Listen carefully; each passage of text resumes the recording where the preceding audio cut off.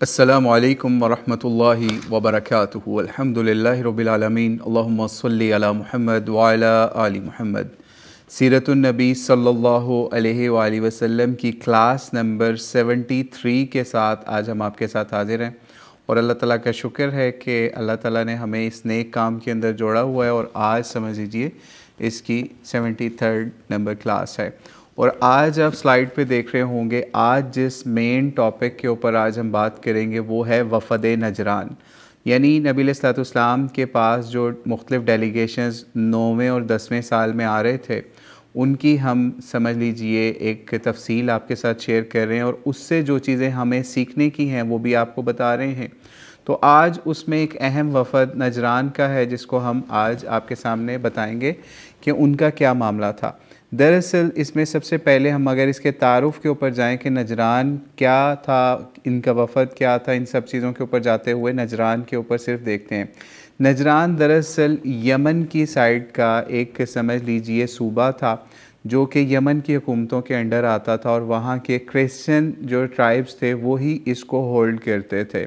और नजरान को अगर डिस्टेंस वाइज देखा जाए तो समझ लीजिए मदीने से 1000+ किलोमीटर के ऊपर ये वाक़या था, यानी बहुत दूर का इलाका था। ठीक है, तो वहाँ पे भी नबी अलैहिस्सलाम की तरफ से समझ लीजिए इस्लाम की दावत तो मुख्तलिफ़ तरीक़ों से पहुँच चुकी हुई थी।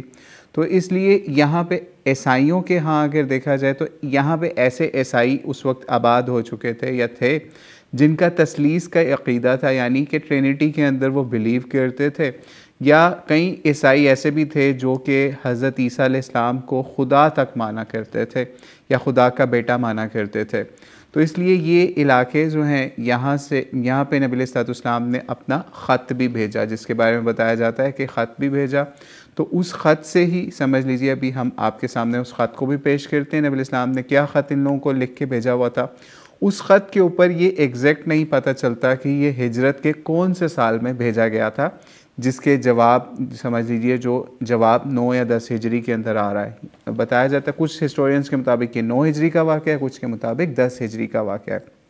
तो आइए इसका आगाज़ जो है उस नबी अलैहिस्सलाम के ख़त के साथ करते हैं। और एक चीज़ और भी ज़हन में रखिएगा कि ये जो ट्राइब था ना, यानी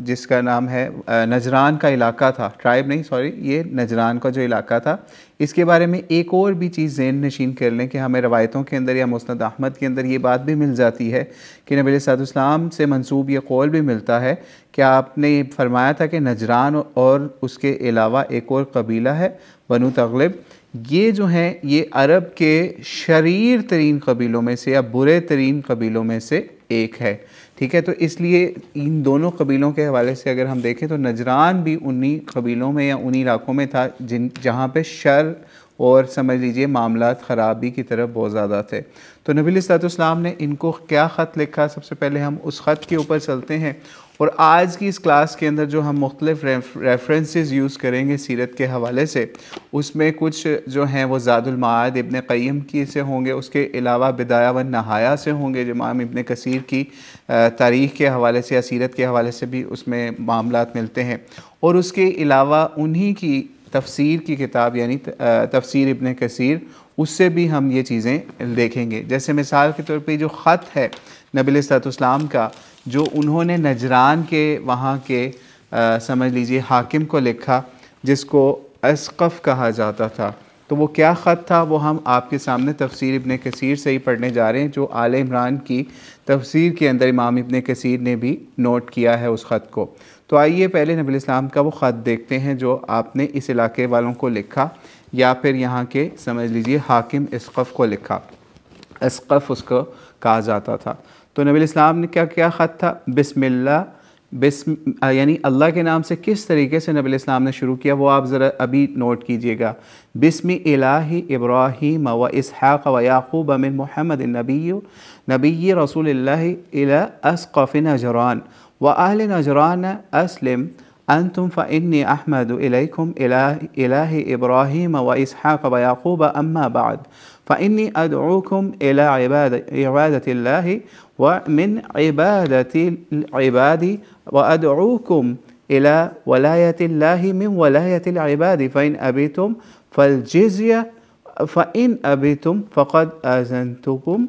बिहर्बिम, फिर उसके बाद कहा वस्सलाम। यानी इसका तर्जुमा देखें तो नबी सल्लल्लाहु अलैहि वसल्लम ने इसको बिस्मिल्लाह की बजाय ना इस तरीके से शुरू किया, यानी कहा कि मैं इस ख़त को शुरू करता हूँ किसके नाम से, जो कि रब था या रब है हज़रत इब्राहीम, इसहाक़ और याक़ूब के रब के नाम के साथ ये ख़त है। मोहम्मद रसूल जो कि सल्लल्लाहु अलैहि वसल्लम जो कि अल्लाह के नबी और रसूल हैं, और सरदार नजरान यानी जिसको अस्क़फ़ कहा जाता है, सरदार नजरान और अहले नजरान की तरफ अल्लाह ताला की मैं तुम्हारे सामने हम्दो सना बयान करता हूँ, जो हज़रत इब्राहीम, हज़रत इसहाक़, हज़रत याक़ूब अलैहिमुस्सलाम का माबूद है। फिर मैं तुमको दावत देता हूँ कि बंदों की इबादत छोड़कर, यानी ये इशारा किया जा रहा है कि जिस तरह वो हज़रत ईसा अलैहिस्सलाम की इबादत कर रही हैं, आपने समझ लीजिए अहबार की या फिर रुहबान की करते हैं, उसको छोड़कर, बंदों की इबादत को छोड़कर अल्लाह ताला की इबादत की तरफ आ जाओ, और बंदों के वाली बनने को छोड़कर अल्लाह की विलायत की तरफ आ जाओ। अगर तुम ना मानो तो जिज़िया दो और मातहती इख्तियार करो, अगर इससे भी इनकार हो तो लड़ाई का ऐलान है। और फिर नबी इस्लाम ने वसलाम से इस ख़त को एंड किया। ये नबी इस्लाम का छोटा सा ख़त था, और उन लोगों को उन्हीं अम्बिया के समझ लीजिए वास्ते से उनको सलाम पेश किया गया या दावत की गई या इस्लाम की दावत दी गई कि जिस तरीके से आप लोग उसी अल्लाह की इबादत करते हैं जो जिसके अम्बिया की दावत आप तक पहुंच गई हुई है। तो अब अगर आप नहीं कबूल करते इस हवाले से इस्लाम को, तो फिर समझ लीजिए आपके साथ या तो जिज़िया दे के हमारे साथ सुलह वाला मामला कर लें, या फिर आपके साथ फिर हम जंग की तरफ जाएंगे। जब ये ख़त पहुंचा ना यहाँ के जो हाकिम था अस्क़फ़ को, तो अस्क़फ़ ने फिर बड़ा चटपटाया, उसके ऊपर नजरान में खलबली सी आ गई। यानी आप आज की स्लाइड पे देख रहे होंगे रेड कलर से लिखा है नजरान में खलबली। अब वो किस तरह से खलबली पैदा हुई वहाँ के, या फिर वहाँ के लोगों को कैसे ये टेंशन वाला मामला हुआ, या वहाँ के सरदार को, वो अभी आप सुनते जाइए। हुआ ये कि जब ये ख़त पहुँच गया उधर, तो अस्क़फ़ को पहुँचा, इसने बड़ा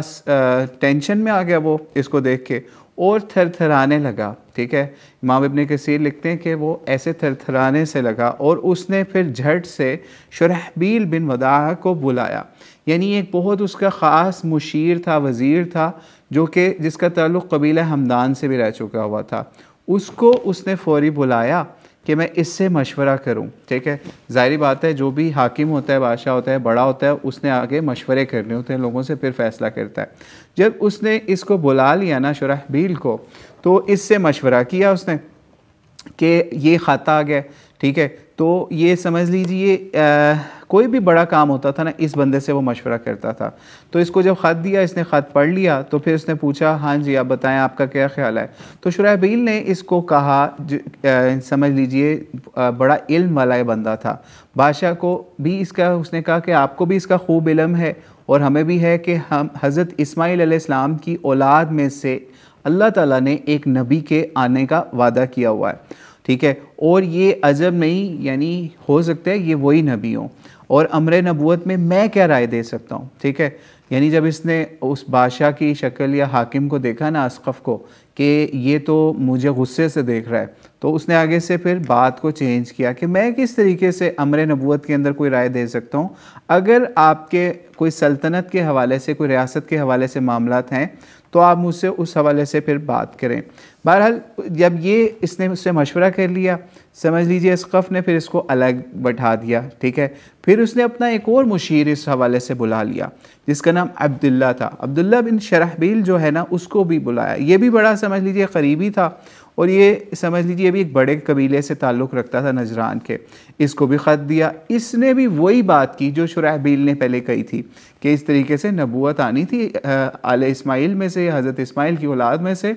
तो हो सकता है ये वही मामला हो। ठीक है, फिर उसके बाद उसको भी बैठा दिया। फिर एक और अपने मुशीर को बुलाया, उसका नाम जब्बार बिन फैज़ था, उसने वो बनु हारिस में से था, उससे भी बात की। उसने भी तकरीबन यही बातें कही जो, यानी समझ लीजिए ये तीनों मुशीर जो थे ना बादशाह के या फिर अस्क़फ़ के, वो सारे इस चीज़ पे मुत्तफ़िक़ थे कि ये समझ लीजिए मामला नबूवत वाला ही है इस शख्स का, यानी नबी अलैहिस्सलाम का। तो फिर उसके बाद क्या हुआ, बादशाह अभी भी टेंशन में था, या फिर अस्क़फ़ टेंशन में था, या उनका जो हाकिम था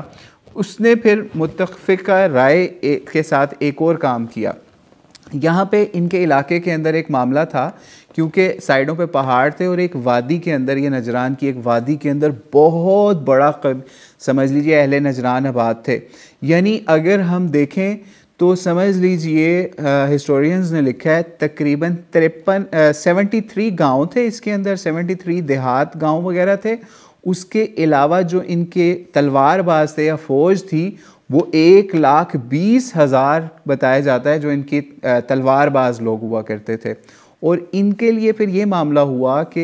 इनके शहर में या इनके नजरान के अंदर, सूबे के अंदर, ये एक तरीका था कि जब भी बादशाह को कोई बहुत बड़ा ऐलान करना होता था या लोगों से राय लेनी होती थी या राय आमा हमवार करनी होती थी, तो इनका मीडिया का एक सीन हुआ करता था। ये क्या करते थे, ये फौरी तौर पे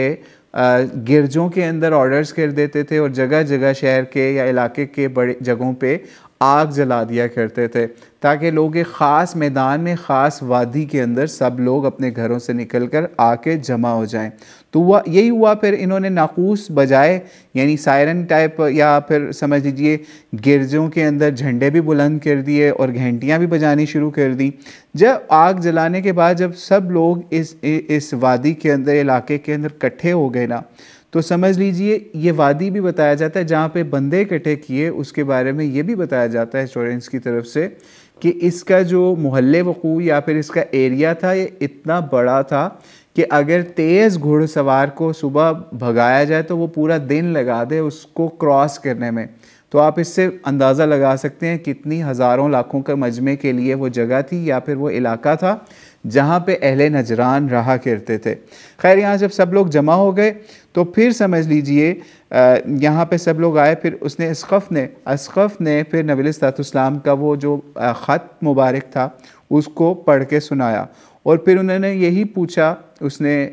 असक़फ़ ने लोगों से कि आप लोगों की इस हवाले से क्या राय है। जो उनके अहलो राय थे ना, उन्होंने फिर इनको यही कहा कि आप जो आपके बड़े मुशीर हैं या बड़े राय वाले हैं, आप उनको समझ लीजिए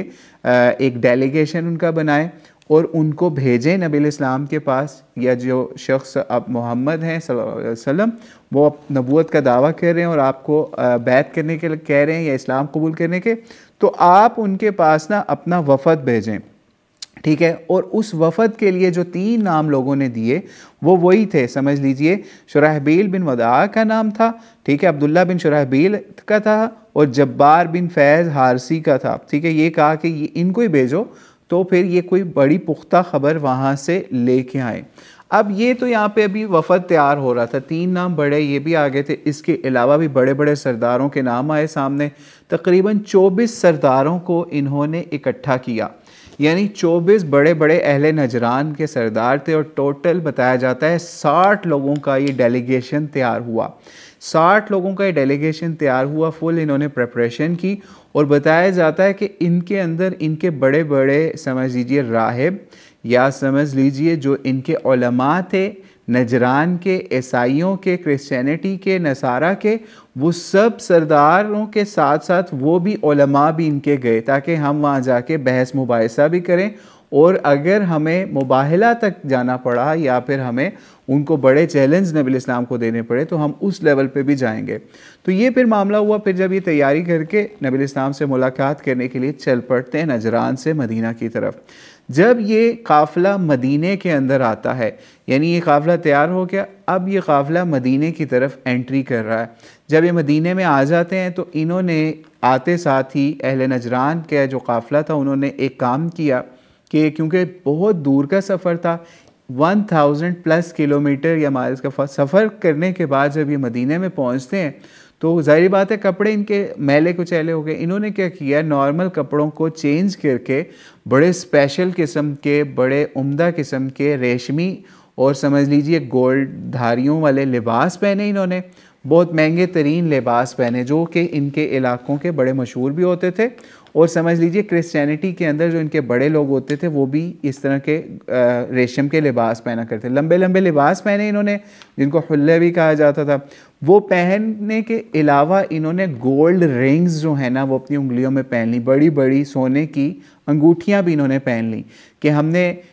इनसे मुलाकात करने जाना है जिनका हमारे पास ख़ता है। जब इस तरह की तैयारी के साथ ये नबी अलैहिस्सलाम के पास पहुँचे और इन्होंने रेशम के लिबास पहने हुए थे और प्लस गोल्ड रिंग्स भी पहनी हुई थी,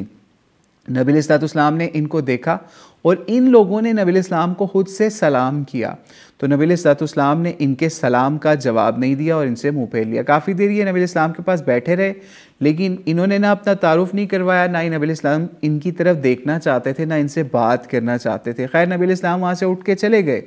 और हुआ ये कि यही काफ़िले के जो मशहूर लोग जो नबी अलैहिस्सलाम से बात करना चाहते थे, जिनके अंदर अब्द मसीह साहिब रहल या अबू हारसा बिन अलक़मा इनके भी नाम मिलते हैं। अबू हारसा बिन अलक़मा जो है ना वो इनका आलिम और पादरी भी था। तो इन लोगों ने क्या किया कि ये फिर मदीने के अंदर निकल गए कि हम आसपास घूमें फिरें और यहाँ के मामलात का भी देखें। तो वहाँ पे इनको एक महफ़िल या फिर एक मजलिस भी नज़र आई जहाँ पे अंसार और मुहाजिरीन बैठे हुए थे। वहाँ पे इनकी मुलाकात हो जाती है हज़रत उस्मान बिन अफ़्फ़ान रज़ियल्लाहु से और उसके अलावा हज़रत अब्दुर्रहमान बिन औफ़ से। बताया जाता है कि ये तिजारत के लिए अब्दुर्रहमान बिन औफ़ और हज़रत उस्मान भी इनके नजरान वगैरह के इलाकों में जाते रहते, इसलिए उनसे कुछ ना कुछ इनकी शनासाई थी और कुछ लोगों के मुताबिक ये पहली दफ़ा मुलाकात थी। खैर असल चीज़ इनके लिए टेंशन का बायस ये थी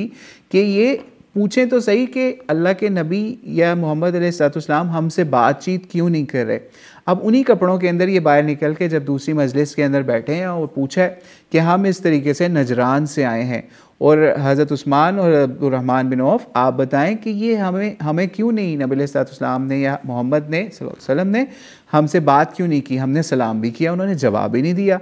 तो ये लोग अभी सोच ही रहे थे कि इनको समझ नहीं आ रही थी इन दोनों सहाबा को कि ये क्या हम इनको जवाब दें, क्योंकि इनके लिए तो पहली दफ़ा था कि इस तरीके से नबी अलैहिस्सलाम ने किसी से मुंह में फेर लिया और कोई वफ़द आया हो बड़ी दूर से, ठीक है। तो फिर क्या हुआ, वहाँ पे हज़रत अली रज़ियल्लाहु भी थे। इन दोनों सहाबा ने फिर हज़रत अली रज़ियल्लाहु से अर्ज़ किया, यानी उनसे कहा कि आप ही बताएं कि आपके ख़्याल में क्या मामला हुआ है। ज़ाहिर बात है हज़रत अली रज़ियल्लाहु अन्हु उस वक्त इल्म के लिहाज से और नबी अलैहिस्सलाम के मिजाज को समझने के लिहाज से बचपन से लेके अब तक नबी अलैहिस्सलाम के साथ साथ थे। वो नबी अलैहिस्सलाम के मिजाज को बहुत अच्छे तरीके से समझते थे।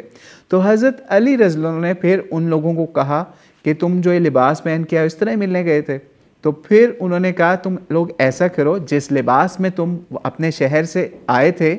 उसी लिबास को चेंज करो और ये गोल्ड रिंग्स और अपना जेवर ये उतार के फिर जाओ और फिर देखो, कोशिश कर लो बात करने की या मुलाकात करने की।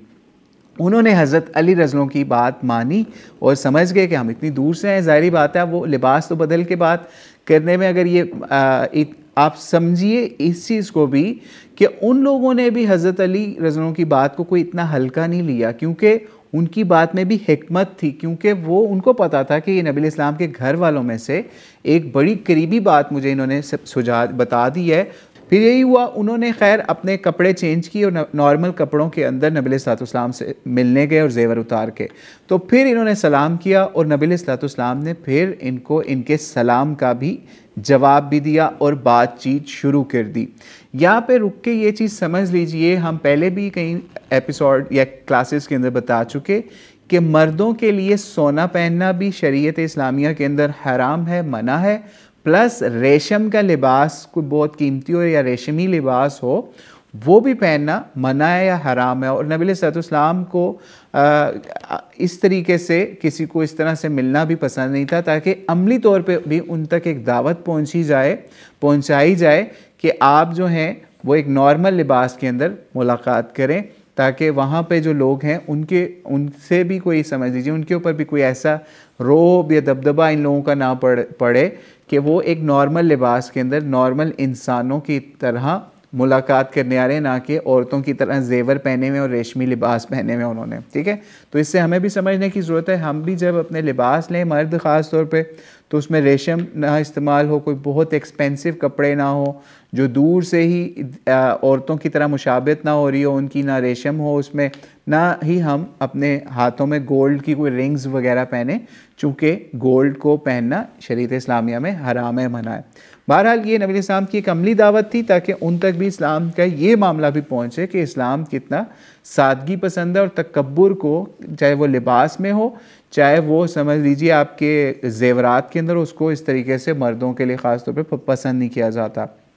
खैर नबी अलैहिस्सलाम ने इनसे मुलाकात की और ये नबी इस्लाम से बातचीत इन्होंने करना शुरू कर दी और इन्होंने अपने ख़त के बारे में बताया कि इस तरह से आपने ख़त भेजी। बहरहाल उसके बाद इन्होंने नबी इस्लाम से बातचीत करते करते बहस मुबाहिसे के अंदर बात आना शुरू होगी, यानी कोई सवाल ये नबी इस्लाम से पूछते थे, कोई नबी इस्लाम इनसे भी सवाल करते थे या इनको जवाब भी देते थे। इसी तरीके से जब ये बातें हो रही थी इनकी आपस नबी अलैहिस्सलाम से, तो बात पहुँच गई हज़रत ईसा अलैहिस्सलाम के ऊपर। यानी हज़रत ईसा अलैहिस्सलाम के तो मानने वाले थे, ईसाई थे, लेकिन चूँकि तसलीस के कायल थे, हज़रत ईसा अलैहिस्सलाम की समझ लीजिए जो एक मौज़ाना पैदाइश थी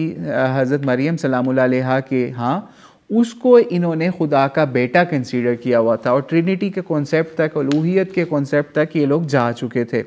तो इसलिए फिर नबी इस्लाम ने इनको उस हवाले से भी गाइडेंस दी कि इस तरीके से आप इस्लाम के ऊपर आ जाएं, तो फिर आपको ये समझ लीजिए इन चीज़ों से आप निकल जाएंगे। लेकिन जब इन तक ये बातें इनकी समझ से बाहर होती जा रही थी और बहस मुबाहिसा में बहुत आगे तक बातें जा रही थी, तो इन्होंने फिर एक आखिरी सवाल नबी इस्लाम से मज़ीद पूछा कि हज़रत ईसा अलैहिस्सलाम के बारे में आप क्या फ़रमाते हैं, और आप अगर नबी हैं तो हमें उनके बारे में कोई ऐसी बात बताएं कि जो हम जाके ना अपने लोगों के पास या कौम के पास कहें तो समझ लें वो बड़ा खुश हो हमारी कौम, या हम बड़ा खुश हो जाएं, कोई ऐसी कोई बात कहें। तो नबी अलैहिस्सलाम ने उसके ऊपर इन्हें कहा कि इसका जवाब मैं आज आपको नहीं दूंगा, और मुझे जो अल्लाह ताला इस बात का जवाब नाजिल कर देगा मैं वो आपको सुना दूंगा। फिर इसके बाद बात ख़त्म होगी। फिर नेक्स्ट डे या दूसरे दिन फिर अल्लाह ताला की तरफ से आयात उतर गई, ठीक है। फिर नेक्स्ट डे या फिर उससे अगले दिन क्या आयात उतरी अल्लाह ताला की तरफ से? आले इमरान की आयत नंबर 51 से 61 तक की आयात नाजिल हो गई। उन आयात की तरफ भी ऊपर चलते हैं, लेकिन अगर आप इन 59 से पीछे वाली भी आले इमरान की आयात पढ़े ना, यानी शुरू की इब्तदाई 30-40 आयात के बाद की भी आयात पढ़ें आले इमरान की, तो आपको पता चलेगा अल्लाह ताला किस तरीके से क्रिश्चियनों को समझा रहे हैं कि हज़रत ईसा अलैहिस्सलाम की पैदाइश का क्या मामला था, हज़रत मरियम सलामुल्लाह अलैहा का मौजज़ा क्या था, हज़रत ईसा के मौजज़ात क्या थे। यानी क्रिश्चियंस को ये बताया जा रहा है। इससे ये भी पता चलता है, या मुफस्सिरीन ने भी ये लिखा है कि 59 आले इमरान की आयत जो इस वक्त नाजिल हो रही हैं, जिस वक्त बहस मुबाहिसा चल रहा है, उससे पीछे भी अगर हम चले जाएं तो वहाँ पे भी हमें, या इससे आगे भी हम चले जाएं तो हमें वहाँ पे भी क्रिश्चियनिटी से मुतल्लिक आयात मिलती हैं, जिससे पता चलता है कि अल्लाह ताला ने ख़ास इन अहले नजरान के लिए इन आयात का नुज़ूल फरमाया। और लेकिन उसके अंदर कुछ लोगों ने इश्काल इस हवाले से भी पैदा किया कि अगर ऐसा है तो कुछ आयात ऐसी भी हैं जो कि हबशा के अंदर भी आल इमरान के हवाले से या सूरह मरियम के हवाले से, हज़रत मरियम सलामुल्लाह अलैहा के हवाले से पढ़ी गई। तो समझ लीजिए उसका भी हवाला फिर उसके ऊपर उलमा की डिबेट आती है मुख्तलिफ तरह से कि ये चूँकि 9-10 हिजरी का वाक़या है, लेकिन वो मामला पहले का है हजरत हबशा का। बहरहाल वो एक अलहदा इल्मी बहस है। लेकिन बहरहाल हुआ ये, फिर अल्लाह ताला की तरफ से ये उनका वो जो सवाल था कि हज़रत ईसा अलैहिस्सलाम के बारे में आप हमें कोई स्पेशल बात बताएं, तो फिर अल्लाह ताला ने जब उसके ऊपर समझ लीजिए आयात उतारी 59 से 61 तक, तो वो बहुत इम्पॉर्टेंट आयात हैं, क्योंकि बहस मुबाहिसा को ख़त्म करने के लिए और हुज्जत तमाम करने के लिए उनके लिए क्या आयात उतारी, हम उनकी तरफ अभी चलते हैं। आऊज़ु बिल्लाहि मिनश्शैतानिर रजीम, बिस्मिल्लाहिर रहमानिर रहीम। अल्लाह ताला ने इनके लिए क्या, अहले नजरान के लिए फिर आयात उतारी कि अल्लाह के नबी इनको ये आयात सुना दें। इन्ना मसला ईसा इंदल्लाहि कमसलि आदम खलक़हु मिन तुराबिन सुम्मा क़ाला लहू कुन फ़यकून, कि अल्लाह ने कहा कि अल्लाह के नज़दीक ईसा अलैहिस्सलाम की मिसाल बिल्कुल हज़रत आदम अलैहिस्सलाम की है, जिसे अल्लाह ने पैदा किया किससे? मिट्टी से, और उन्हें कहा हो जा, और बस वो हो गया। यानी इस आयत से उनको अहले नजरान को समझाना ये था, बताना ये था कि अगर आप हज़रत आदम अलैहिस्सलाम की पैदाइश के अंदर यकीन रखते हो जो बग़ैर माँ और बग़ैर बाप के हो रही है, तो फिर हज़रत ईसा अलैहिस्सलाम की भी पैदाइश उसी तरीके से समझ लीजिए, उसी उसूल के ऊपर आपको मान लेनी चाहिए। यानी ये एक उसूली बात थी जो अल्लाह ताला ने उनको बताई जब उन्होंने हज़रत ईसा अलैहिस्सलाम के हवाले से पूछा, और नबी अलैहिस्सलाम ने कहा मैं आपको इस हवाले से बाद में बताऊंगा जो अल्लाह ताला नाजिल करेंगे। फिर आगे मज़ीद क्या कहा अल्लाह ताला ने, बाद औज़ु बिल्लाहि मिनश्शैतानिर्रजीम, अल हक़्क़ु मिन रब्बिका फला तकुन मिनल मुमतरीन फमन हाज्जका फ़ीहि मिन बअदि मा जाअका मिनल इल्म फ़क़ुल तआलौ नदउ अब्नाअना। ठीक है, फिर उसके बाद एक बड़ी समझ लीजिए पीक की आयत आई, यानी अल्लाह ताला की तरफ से पहले क्या कहा गया, तेरे रब की तरफ से हक़ यही है, ख़बरदार शक करने वालों में से ना होना। उनको ख़बरदार भी कर दिया और एक लाइन का उनको मैसेज दिया गया और उनको कहा अब इसमें शक की गुंजाइश नहीं है। अगर फिर भी आप लोग इस मामले में शक करते हो तो समझ लीजिए फिर वो मुबाहिला की तरफ जाएगी। और ये इस आयत को जो अगली आयत आ रही है समझ लीजिए आयत नंबर 61, इसको आयत मुबाहिला भी कहा जाता है या आयत मुलायना भी कहा जाता है, या लानत के हवाले से भी आयत कहा जाता है, चैलेंजिंग आयत भी कुरान की कहा जाता है। फिर अल्लाह ताला ने उनको क्या कहा, फ़क़ुल तआलौ नदउ अब्नाअना व अब्नाअकुम व निसाअना व निसाअकुम व अनफुसना व अनफुसकुम थुम्मा नब्तहिल फनजअल लअनतल्लाहि अलल काज़िबीन। फिर अल्लाह ताला ने नबी अलैहिस्सलाम को इस हवाले से फिर क्या कहा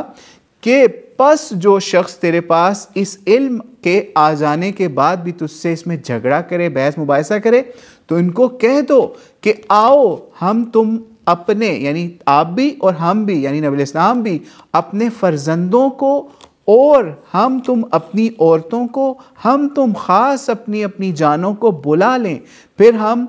अल्लाह ताला से समझ लीजिए गिरयाजारी करें या अल्लाह को पुकारें और झूठों पर अल्लाह की लानत डालें। ठीक है, हम अल्लाह को पुकारें कि हम बताएं, अल्लाह ताला से इल्तिजा करें कि अल्लाह हमारी बहस मुबाहिसा हो गया,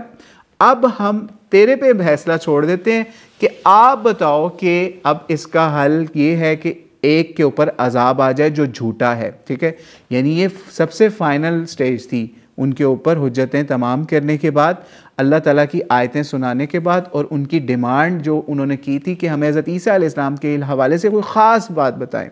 ये मुबाहिला हो गया। अब जब ये आयात पहुँच गई इन तक, यानी इनको बता दी, इनका वहाँ सरदार सैयद एक था और एक आकिब था जो कि स्पेशलिस्ट थे, मुबाहिला के हवाले से माने जाते थे,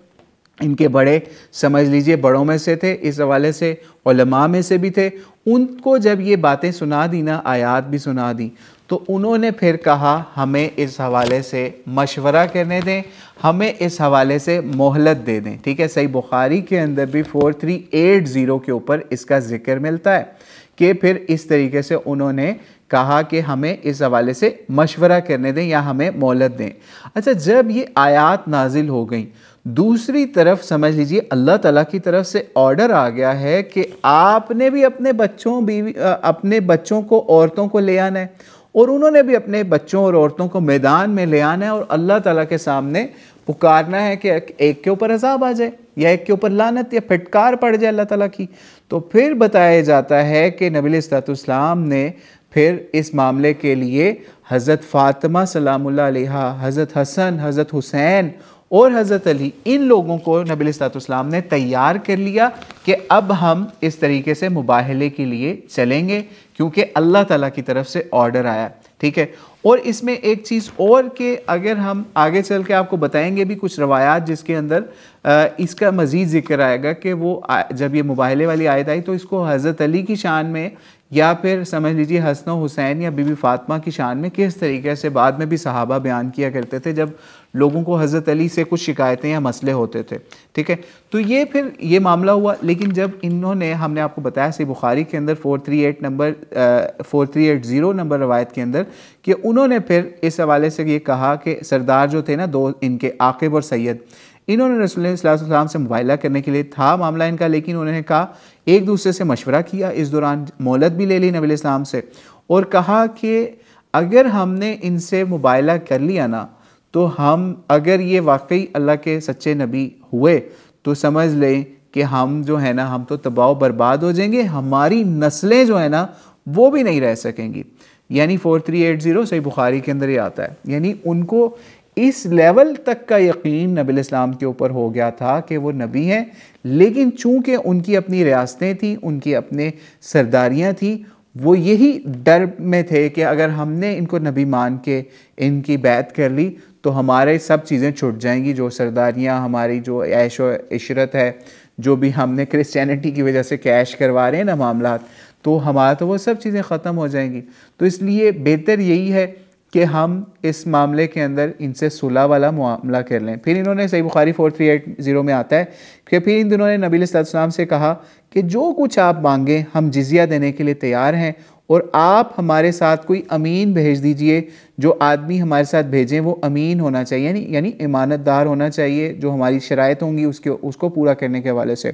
तो नबी सल्लल्लाहु ने फिर इनको कहा कि मैं आपके साथ एक ऐसा आदमी भेजूँगा जो अमानतदार होगा। और सहाबा को जब ये पता चला ना कि कोई ख़ास बंदा आज चुना जाएगा, तो मुख्तलिफ कुछ ज़ईफ़ रवायतों में कि हज़रत उमर रज़ियल्लाहु अन्हु को भी और मुख्तलिफ सहाबा को भी शौक़ हुआ कि काश वो होते इस मामले के ऊपर कि अल्लाह के नबी उनको चुन लेते। लेकिन नबी सल्लल्लाहु अलैहि वसल्लम ने फिर उस वक्त कहा अमीन हाज़िहिल उम्मा, किसको कहा? हज़रत अबू उबैदा इब्न जर्राह रज़ियल्लाहु अन्हु को, यानी हज़रत अबू उबैदा इब्न जर्राह, जिनका असली नाम जो है ना समझ लीजिए आमिर था, ठीक है, लेकिन मशहूर अबू उबैदा के नाम से थे, अबू उबैदा बिन अल जर्राह। तो हज़रत इन्होंने फिर आमिर बिन अब्दुल्ला इनका असली नाम था, तो आमिर बिन अब्दुल्ला को अमीनुल हाज़िल उम्मा भी कहा नबी सल्लल्लाहु अलैहि वसल्लम ने, और इनको सेलेक्ट किया कि ये आप लोगों के साथ जाएंगे और आपका जो भी सारा मामला होगा वो करेंगे, और इनके साथ जो तय हुई शराइत, वो शराइत क्या थी वो भी आपको बताते हैं। और फिर जब इनकी वापसी हो जाएगी उसके बाद आखिर के अंदर कोशिश करेंगे हम मुबाहले के हवाले से भी सहाबा का भी मामला बताएं कि बाद में जब मामला नबी इस्लाम के बाद हुए तो वो किस तरीके से इस मुबाहले वाले वाक़े को किस तरह से हज़रत अली की शान में याद किया करते थे। तो अबू दाऊद के अंदर 3041 रवायत है, कुछ लोगों ने इसको सही कुछ ने ज़ईफ़ भी कहा है। तो इसके अंदर क्या हुआ कि फिर मुआहिदा जो था उसके अंदर ये तय पाया कि अहले नजरान जो है ना 2000 स्पेशल कपड़ा जो होगा ना वो कपड़ों के जोड़े अदा करेंगे, आधे जो हैं वो एक सफ़र के महीने के अंदर करेंगे और आधे जो हैं वो रजब में, और उसके अलावा 30 ज़िरें यानी जो बॉडी आर्मर होता था, स्पेशल सूट होता था जंगों में लड़ने के लिए, वो 30 देंगे, और 30 घोड़े भी देंगे, 30 ऊंट और हर तरह का असला जो जंग में इस्तेमाल होता है, ठीक है। और उसके अलावा आरियतन भी दिया करेंगे, यानी अगर उन मुसलमानों को चाहिए हुआ कोई माल या फिर उधार के लिए या फिर इस्तेमाल के लिए वो भी दिया करेंगे, और फिर मुसलमान उसकी ज़मानत भी दिया करेंगे साथ। और फिर उसके अलावा अगर यमन की साइड पे कोई फसाद या गदर में इनकी ज़रूरत भी पड़ेगी तो इस हवाले से ये भी इनका मामला होगा, या फिर इनके इलाकों में अटैक भी होगा तो इनके पादरियों को, इनके किसी बड़ों को नुकसान नहीं पहुंचाया जाएगा। एक चीज़ और जो कि इमाम इब्न कसीर ने तारीख़ इब्न कसीर के अंदर या फिर तफसीर इब्न कसीर के अंदर भी लिखी कि जब इन लोगों से मुबाहले के टाइम पे ये चीज़ तय हो रही थी ना कि इन्होंने कहा मुबाहला नहीं हम कर सकते या भाग गए मुबाहले से, तो इन्होंने क्या किया, नबी इस्लाम को के सामने कह दिया कि हम जो शर्त आप कहेंगे ना हम मंजूर कर लेंगे। फिर नबी इस्लाम ने इनके लोगों से पूछा कि ये दो बंदे हैं या ये जो आपके सारे सरदार हैं मेरे साथ बातचीत कर रहे हैं, क्या इनकी अपने इलाके में मानी भी जाती है? जो हम मुआहिदा कर लें या मामला तय कर लें क्या वो मानेंगे? इनके पीछे जाके अस्कफ वगैरह या इनके बड़े बड़े लोग जो वहाँ हुक्मरान हैं। तो फिर उन सब लोगों ने या डेलीगेशन के ज़्यादातर लोगों ने यही कहा कि बिल्कुल इनकी बातें जो हैं वहाँ पे मानी जाती हैं। फिर जाके नबी सल्लल्लाहु ने इनके साथ मुआहिदा भी किया और इनके साथ सारा मामला जो अबू दाऊद 3041 के अंदर रवायत के अंदर हमने आपके सामने बयान कर दिया कि इनके साथ ये मामला हुआ। और फिर इसके साथ साथ नबी सल्लल्लाहु ने इनको एक ख़त भी लिख के दिया, ठीक है, यानी समझ लीजिए इनके सुलहनामा के बाद मज़ीद भी इनको एक ख़त लिख के भेजा ताकि इस हवाले से उन लोगों को भी तसल्ली हो जाए कि अब मुसलमानों का कोई लश्कर फौरी तौर पे इनको नुकसान पहुंचाने नहीं आएगा। वो क्या ख़त था? बिस्मिल्लाहिर्रहमानिर्रहीम, मोहम्मद सल्लल्लाहु अलैहि वसल्लम नबी की जानिब से अस्क़फ़, अबुल हारिस और नजरान की असाक़फ़ा, कहान और रहबान और इनके जो पैरोकार हैं, इनकी तरफ अल्लाह और इसके रसूल की पनाह कि कोई अस्क़फ़ और राहिब और काहिन को तब्दील नहीं करेगा। यानी जो उनके हुक्मरान हैं, लीडर हैं, या राहिब जो उनके समझ लीजिए गिरजों के अंदर हैं उलमा, उनको कोई नहीं तंग करेगा, ना उनको तब्दील करेगा, और ना ही इनके हकूक़ और इक़्तिदार को कोई हक़ तब्दील किया जाएगा, ना ही इसकी मौजूदा पोजीशन को तब्दील किया जाएगा। और जब तक वो अच्छे काम करेंगे और मुखलिस रहेंगे और जुल्म में मुब्तला नहीं होंगे और जालिम नहीं बनेंगे, इन्हें हमेशा अल्लाह और इसके रसूल की पनाह हासिल होगी। और ये ख़त था, इस तहरीर को मुग़ीरा इब्न शुअबा ने लिखा, और बताया भी जाता है कि वो उनको भी इसके ऊपर या फिर कुछ और सहाबा को भी इसके ऊपर समझ लीजिए बनाया गया, क्या गवाह भी बनाया गया। ठीक है, मुग़ीरा इब्न शुअबा को भी और दीगर कुछ सहाबा को भी इस तहरीर के ऊपर गवाह भी बनाया गया, ताकि बाद में कोई मामलात ख़राबी की तरफ ना जा सकें। और साथ साथ इसके अंदर एक पॉइंट और भी है जिसको इब्न क़य्यम ने भी लिखा ज़ादुल माद के अंदर भी, और अबू दाऊद की जो रवायत है 3041 उसके अंदर भी ये बात आई कि इनको सूद के हवाले से भी मना कर दिया गया कि ये अपने इलाकों के अंदर अब सूद की ट्रेड या पैसे के ऊपर पैसा या सूदी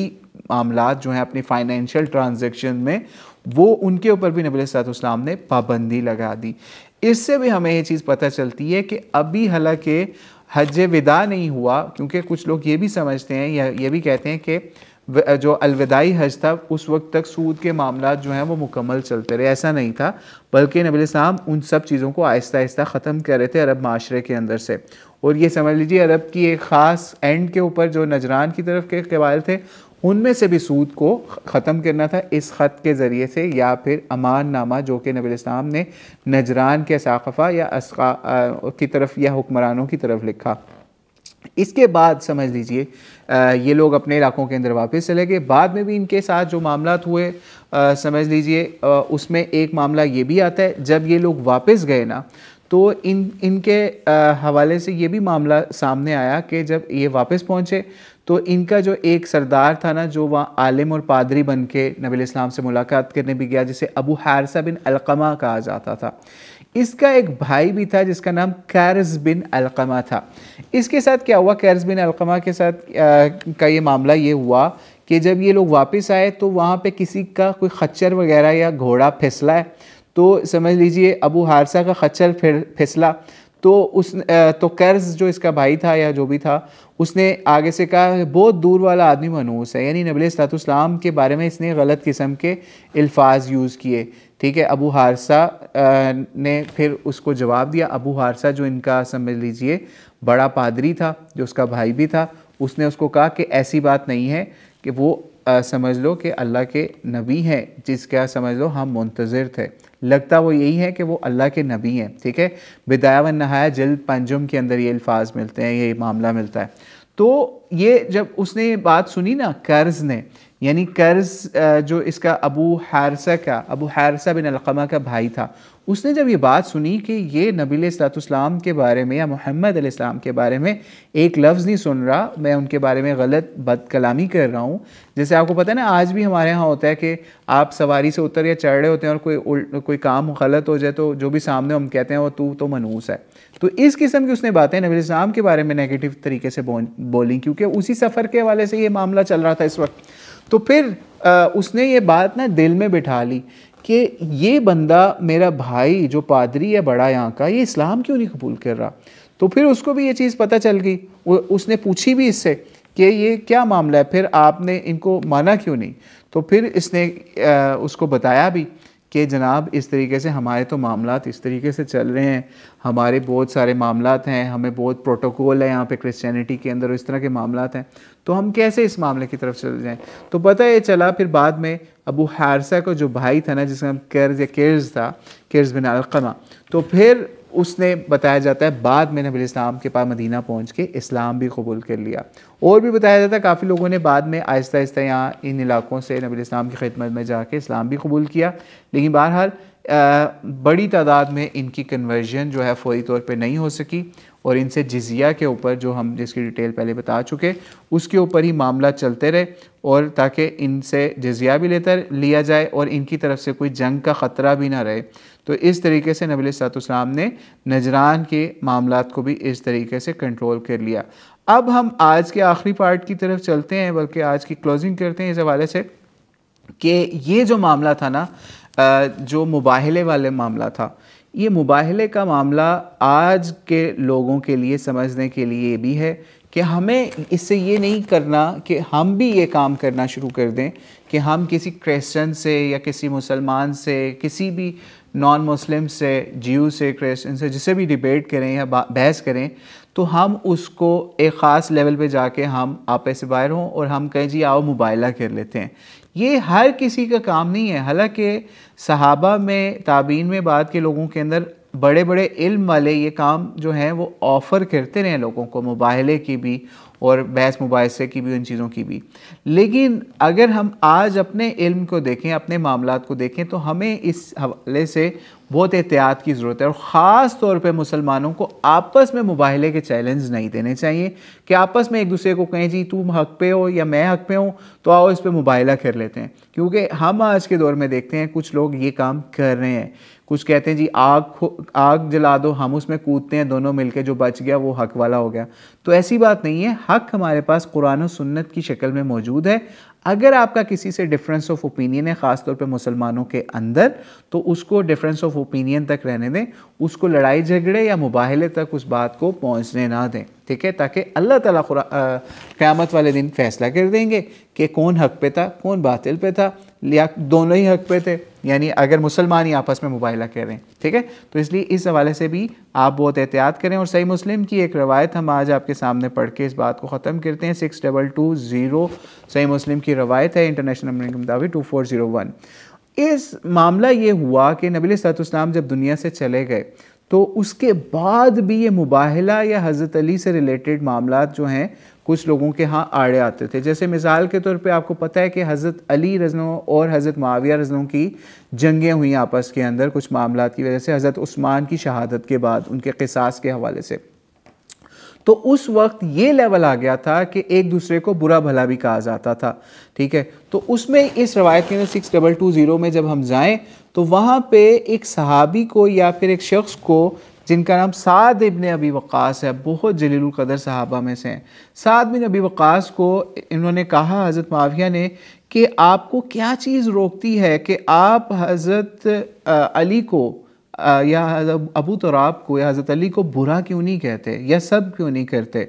तो उन्होंने, जाहिर बात है जंगें हुई थी आपस में हज़रत अली के साथ मुआविया की, तो मामला इस लेवल पे थे, एक दूसरे को बुरा कहने तक की बातें भी होती थी। तो फिर उन्होंने हज़रत साद बिन अबी वक़ास रज़ियल्लाहु ने फिर क्या जवाब दिया कि मुझे जब तक ये 3 बातें हज़रत अली के बारे में याद है ना, उस वक्त तक मैं उनके बारे में कोई ऐसा बुरी बात नहीं कह सकता। तो उन्होंने फिर हज़रत मुआविया को या दीगर सहाबा को उस वक्त जो हज़रत अली के हवाले से कोई नेगेटिव थाट्स रखते थे, उनको फिर ये कहा कि 3 बातें वो ऐसी हैं, कौन सी हैं, अगर वो मुझे उनमें से एक भी मिल जाती ना या कोई मिल जाती, तो वो मुझे पसंद होता कि सुर्ख ऊँट जो बहुत महंगे होते थे उस वक्त अरबों के यहाँ, उससे भी ज़्यादा पसंदीदा था कि अगर मुझे उनमें से एक भी बात मिल जाती। और वो 3 बातें कौन सी थी? नंबर 1 जो हम पहले सीरत की क्लासों में बयान कर चुके, एक वो जो खैबर वाला मामला था, जिस वक्त खैबर का एक ख़ास किला फ़तह नहीं हो रहा था और नबी अलैहिस्सलाम ने हज़रत अली को इस हवाले से चुना था, जिस वक्त उनकी आंखों में प्रॉब्लम भी थे और सब सहाबा को बड़ा शौक़ था या फिर उनका इश्तियाक था कि नबी अलैहिस्सलाम उनमें से किसी को चुने, ठीक है। तो फिर हज़रत अली को चुना गया और अल्लाह ताला ने उनके हाथ पे फ़तह दी। और उसमें एक बहुत बड़ी बात थी जो साद इब्न अबी वक़ास ने कही कि उस वक्त उन्होंने कहा था, क्या कहा था कि झंडा उस शख्स को दूंगा, यानी जो अल्लाह और उसके रसूल से मोहब्बत करता होगा और अल्लाह और उसका रसूल भी उस शख्स से मोहब्बत करता होगा। तो इसलिए फिर मुझे वो भी एक बहुत ऐसी बात पसंद है जो मैं जिसको सुन के हज़रत अली को बुरा नहीं कह सकता। और दूसरी बात क्या थी कि जिस वक्त नबी अलैहिस्सलाम जा रहे थे तबूक के सफ़र के ऊपर और अपने पीछे हज़रत अली को अपने घर वालों पे या शहर पे निगरान बना के जा रहे थे, तो उस वक्त जो हज़रत अली को नबी अलैहिस्सलाम ने कहा था कि मेरी आपसे वही निस्बत है जो हज़रत मूसा को हारून से थी, लेकिन मेरे बाद कोई नबी नहीं है, यानी नबूवत का ख़त्म हो चुका है, ख़ात्मा हो चुका है इस हवाले से मेरे ऊपर। तो वो भी बात कि नबी इस्लाम ने उनको मूसा और हारून वाली निस्बत से उस वक्त पुकार के अपनी जगह पे छोड़ के गए थे पीछे। और तीसरी यही बात यानी मुबाहला वाली बात, ठीक है, यहाँ पे हज़रत साद इब्न अबी वक्कास ने हज़रत माविया को याद करवाई कि तीसरी बात क्या थी कि जिस वक्त समझ लें कि आयत मुबाहला उतरी तो उस वक्त नबी अलैहिस्सलाम ने फिर हज़रत अली को, हज़रत फ़ातिमा को, हज़रत हसन और हुसैन रज़ियल्लाहु तआला अन्हुम को, इनको जमा किया और कहा अल्लाहुम्मा हाउलाइ ली, यानी कि ये मेरे घर वाले हैं या ये मेरे घर वाले हैं जिनको मैं मुबाहले के लिए लेके जाऊँगा। तो इससे हमें ये भी पता चला कि सहाबा के यहाँ मुबाहला की इस लेवल की अहमियत थी कि आपस के इख्तलाफात या एक दूसरे को बुरा भला कहने के ऊपर भी सहाबा हज़रत अली के लिए ये आयत मुबाहला पेश दिया करते थे कि इसके मौके के ऊपर भी हज़रत अली की फ़ैमिली को या नबी इस्लाम के अहले बैत में से जो स्पेशल चुना गया वो हज़रत अली, फ़ातिमा, हसन हुसैन, इनको चुना गया कि नबी इस्लाम इनको लेके जाएं। और ये भी बताया जाता है, कुछ लोगों ने यह भी लिखा, हिस्टोरियंस ने, कुछ रवायतों में भी मिलता है कि नबी इस्लाम अपनी चादर के अंदर हज़रत हसन और हुसैन को छुपा के जा रहे थे साथ, और पीछे हज़रत फ़ातिमा भी चलती हुई आ रही थी इस मामले के लिए, मुबाहले के लिए। लेकिन इन चीज़ों को देख के ही वो लोग नजरान वाले, अहले नजरान, इस मामले से बैकफुट पे चले गए कि हम अगर ये अल्लाह के नबी हुए तो हमारी तो नस्लें भी बर्बाद हो जाएंगी, तबाह हो जाएंगी। तो इसलिए हमें इस हवाले से एक चीज़ और भी समझने की ज़रूरत है, अभी कुछ मिनट हैं बाकी क्लास एंड में होने में, वो ये कि हम इन मामलात को, जैसे हमने आज सीरत के अंदर पढ़ा, उसके अंदर जो हम क्लोजिंग चीज़ों के ऊपर जा रहे हैं, जैसे मुबाहले वाला मामला चल रहा था, तो इसके अंदर कुछ लोग यहाँ पे एक और इससे नेगेटिव पॉइंट बनाने की कोशिश करते हैं कि नबी अलैहिस्सलाम ने सिर्फ बीबी फ़ातिमा सलामुल्लाह अलैहा को ही क्यों चुना इस हवाले से, और बेटियां नहीं थी क्या उस वक्त? तो ऐसा ही मामला था उस वक्त तक। सारी बेटियां, जो 3 बेटियां थी, यानी जो उसके अलावा 3 बेटियां थी, ज़ैनब, उम्मे कुलसूम और रुक़ैया, इनकी वफ़ात हो चुकी थी। रुक़ैया की 2 हिजरी के अंदर, ज़ैनब की 8 हिजरी में, उम्मे कुलसूम की भी 9 हिजरी के करीब वफ़ात हो चुकी हुई थी। तो इसलिए इन बेटियों को नहीं लेके गए, तो क्योंकि वो थी नहीं उस वक्त। और अगर कोई अज़वाज वाली तरफ जाता है तो अज़वाज के अंदर भी समझ लीजिए ये मामला अहले नजरान के साथ कंप्लीशन तक ही नहीं पहुंचा, यानी मुबाहला प्रैक्टिकली हुआ नहीं। हालांकि नबी इस्लाम ने तैयारी उसके लिए पूरी कर ली, लेकिन हुआ नहीं। तो इसलिए हम इसके ऊपर ये नहीं, इन चीज़ों से ये चीज़ें अखज़ नहीं कर सकते, जैसे कुछ लोगों ने करने की कोशिश की कि सिर्फ यही जो 4 लोग हैं, हज़रत अली, फ़ातिमा, हसन, हुसैन, यही सिर्फ अहले बैत थे उस वक्त, या इनको ही अहले बैत समझा जाएगा। ऐसी बात नहीं है। अज़वाज भी नबी अलैहिस्सलाम की अहले बैत के अंदर शामिल हैं, और दीगर वो लोग भी जिनको नबी अलैहिस्सलाम ने अहले बैत के अंदर या अपने घर वालों के अंदर कंसीडर किया। तो इसलिए हमें एक ऐसा रास्ता देखना है, नबी अलैहिस्सलाम की सीरत से हमें पता चल गया कि हर किसी की अपनी जगह है, हर किसी की, सहाबा की एक अपना मुकाम है, अहले बैत का अपना मुकाम है। सहाबा को कई जगहों पे नबी अलैहिस्सलाम ने अपने घर वालों के ऊपर फ़ौक़ियत दी, और कई जगहों पे सहाबा के ऊपर अहले बैत को फ़ौक़ियत दी। तो इससे पता चला सबका अपना मुकाम है, दोनों को हमें टकराना नहीं है, दोनों का हमें मुकाबला नहीं करवाना, दोनों को हमने कंपैरिजन के अंदर नहीं लेके जाना कि अहले बैत ऊपर है या सहाबा ऊपर हैं, या सहाबा नीचे हैं तो ये सहाबा में से ये वाले ये मामलात हैं। तो इसलिए हमें इस कंपैरिजन से बचना है, और ऐसा कंपैरिजन जिससे हमारा अपना ईमान ख़तरे में पड़ जाए। हमें अल्लाह ताला के ऊपर इन चीज़ों को छोड़ देना है कि कौन जो है वो ज़्यादा अफजल है, कौन कम अफजल है, सहाबा के अंदर से, सहाबा में से कौन से ज़्यादा अफजल है। ठीक है, इसके ऊपर उलमा ने ज़रूर लिखा कि अबू बकर हैं, उमर हैं, उस्मान है, अली हैं, इस तरह की बातें लिखी, लेकिन हमें बीइंग कॉमन जो है मुस्लिम, हमें इन बहसों के अंदर कोशिश करनी चाहिए कि हम अपना वक्त ज़ाया ना करें, और सीरत को हम पढ़ें, समझें, और जो चीज़ें हमें आज अपनी लाइफ में इम्प्लीमेंट करने का जगह जगह मिल रही है, हमें उसको इम्प्लीमेंट करना है, और फजूल की बहसों से कोशिश करना है अपना वक्त जो है बचाना है। अल्लाह ताला से दुआ है, अल्लाह ताला हमें इस मामले से जो खैर है उसको सीखने वाला, समझने वाला बनाए। और एक और चीज़ कि नेक्स्ट क्लास के अंदर हम कोशिश करेंगे कि नजरान चूँकि क्रिश्चियनिटी का एक इलाका था,